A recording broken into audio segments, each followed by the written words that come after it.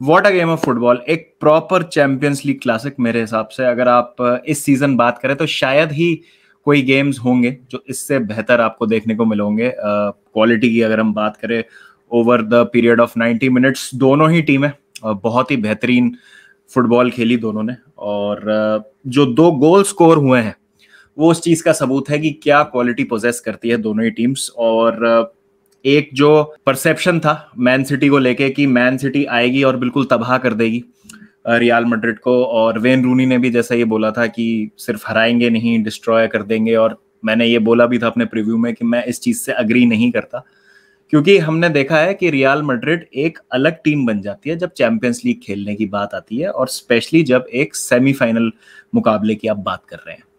अगर गेम की हम बात करें तो प्रिडिक्टेबल लाइनअप थी दोनों ही टीमों की तरफ से।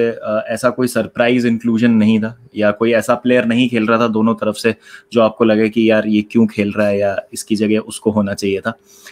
मैच बहुत अच्छा स्टार्ट किया मैन सिटी ने, कंट्रोल किया, पोजेशन रखा, लेकिन कोई क्लियर कट चांस नहीं बनाया। 2 सेव जरूर किए कोर्तुआ ने, लेकिन दोनों ही आप कह सकते हैं कि एक टाइट एंगल से या एक एम्बिशियस एफर्ट थे दोनों, कि जिनका शॉट बहुत अच्छा था।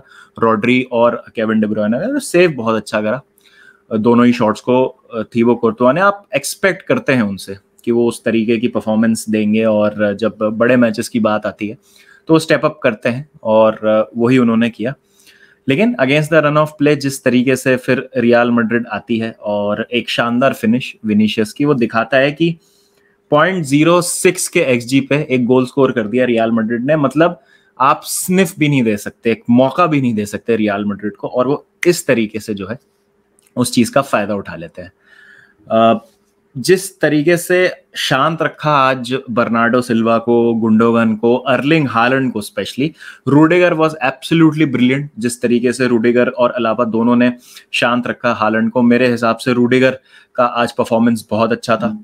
उसके बाद अगर हम बात करें मैन सिटी की साइड से तो केडीबी एज ऑलवेज ही वाज द लोन मैन, जो फाइट कर रहे थे। किसी भी तरीके का प्रोग्रेशन जो हो रहा था सिटी की साइड से वो केडीबी के थ्रू ही आ रहा था। स्टोन्स भी मुझे लगा कि काफी अच्छा उनका गेम रहा आज।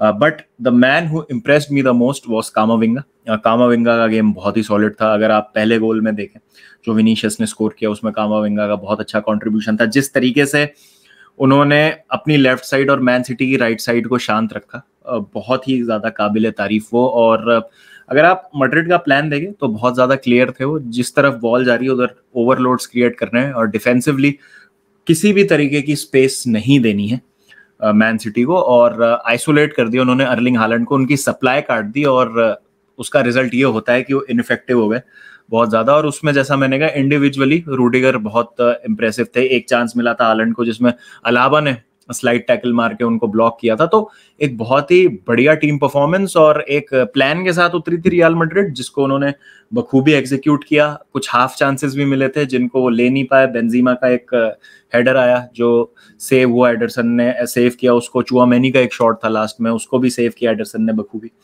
और मैन सिटी मेरे ख्याल से आप कह सकते हैं कि ज्यादा डिसअपॉइंटेड नहीं होगी, रियल मैड्रिड भी खुश होगी। तो किसी भी टीम को मेरे हिसाब से कोई एडवांटेज नहीं है going into the second leg. अब ये स्ट्रेट नॉकआउट हो गया है, बिकॉज अवे गोल्स का तो रूल हट ही चुका है। तो जो एक गोल स्कोर किया है मैन सिटी ने, उसका ज्यादा महत्व रहता नहीं है। अब पूरी बात जो है वो एतिहाद पे जो सेकंड लेग होगा उसकी हो जाती है। रेफरिंग डिसीजंस जो है मुझे लगा बहुत ही ज्यादा अजीब से थे, और बहुत ही अजीब तरीके की रेफरिंग हुई, जहां पर आप कह सकते हैं कि इवेंचुअली अगर हम पूरे कोर्स ऑफ द मैच में देखेंगे तो दोनों ही टीमों को आई थिंक कह सकते हैं कि कोई खास फायदा नहीं उठा। थोड़ा सा आप कह सकते हैं रियल मैड्रिड के फेवर में भी गए डिसीजंस, कुछ डिसीजंस मैन सिटी के फेवर में भी गए, चाहे वो बर्नार्डो का टैकल हो या कारवाहाल जिस तरीके से बार बार फाउल कर रहे थे फर्स्ट हाफ में। आई थिंक दोनों ही टीमों को झिझक रहे थे रेफरी येलो कार्ड देने में। और समझ सकते हैं आप थोड़ा सा इस अप्रोच को कि इस इतने बड़े ओकेजन है, इतने बड़े लेवल का मैच है, तो ज्यादा झिझकते हैं रेफरीज बुकिंग्स देने में या रेड कार्ड्स देने में, बिकॉज वो चाहते हैं कि गेम की क्वालिटी सफर ना हो। बट हाँ, कुछ डिसीजंस क्वेश्चनेबल थे। और रेफरिंग की तो मैं ज्यादा बात करूंगा नहीं, बिकॉज ये थीम ही रहा है इस सीजन की, रेफरिंग का स्टैंडर्ड बहुत खराब रहा है। तो मैन सिटी फैंस भी नाखुश होंगे रेफरिंग से, रियल मैड्रिड फैंस भी नाखुश होंगे, बट इवेंचुअली मुझे लगा कि रिजल्ट बहुत फेयर था और जिस बैलेंस ऑफ प्ले पे मैच चला, आई थिंक दोनों ही टीमें खुश होंगी इस रिजल्ट से। जो मैंने जैसा कहा, दोनों ही गोल्स अगर आप देख लें, प्रमाण है इस चीज की किस क्वालिटी को हमने आज विटनेस किया है। और केविन डी ब्रुयने का गोल स्पेशली उस सिचुएशन से बहुत ही ज्यादा आप कह सकते हैं कि एक बिग गेम प्लेयर की निशानी। जिस तरीके से केविन डी ब्रुयने ने वो स्ट्राइक किया है बॉल को और कोई चांस नहीं था कीपर के पास उसको सेव करने का, और उस गोल की बदौलत बराबरी कर ली है मैन सिटी ने। अब सेकंड लेग जो है बहुत ज्यादा इंटरेस्टिंग हो जाता है।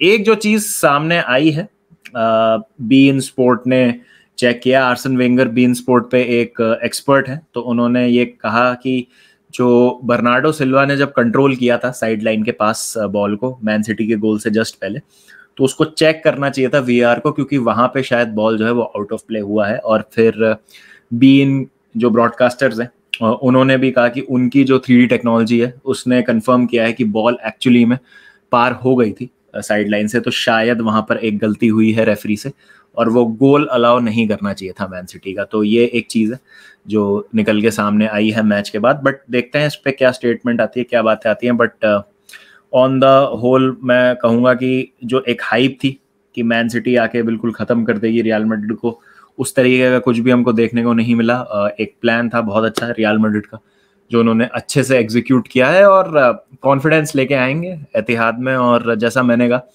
कि अब मैन सिटी को थोड़ी सी अर्जेंसी और दिखानी पड़ेगी, मुझे लगता है थोड़ी सी अर्जेंसी की कमी थी सेकंड हाफ में। I think real Madrid were the better team. अगर आप वो गोल हटा दें एक केविन डी ब्रुयने का, स्टार्ट अच्छा किया था मैन सिटी ने गेम, बट रियल मैड्रिड मेरे हिसाब से अगर आप बैलेंस ऑफ प्ले पे देखेंगे तो शायद उन्होंने एज कर दिया इस गेम में quality wise. But again chances clear cut दोनों ही टीम्स ने उतने नहीं बनाए कि एक गोल से ज्यादा वो लेके जा सकते थे। तो देखते हैं सेकंड लेग में क्या होता है, क्या अप्रोच रहेगी मैन सिटी की, बिकॉज रियल मैड्रिड का हमको पता है कि एक उनका स्ट्रक्चर सेट है, पर्सनल उनके फिक्स है, उन एंचेलोटी को क्या इंस्ट्रक्शंस देनी है अपने प्लेयर्स को हमको सबको पता है।